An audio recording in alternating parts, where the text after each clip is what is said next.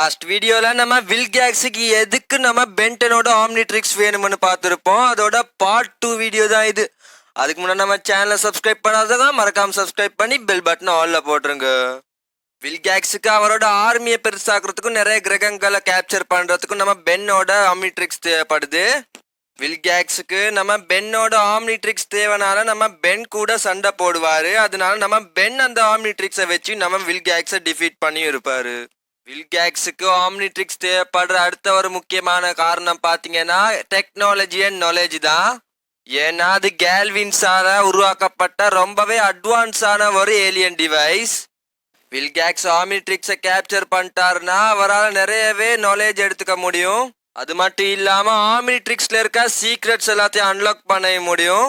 ஆம்னிட்ரிக்ஸா வரைக்கும் ஏத்த மாதிரி யூஸ் பண்ண கூட முடியும். பிடிச்சிக்கும் நம்புறேன். அப்படி பிடிச்சிருந்தா மறக்காம சப்ஸ்கிரைப் பண்ணி பெல் பட்டனை ஆல்ல போட்டுருங்க.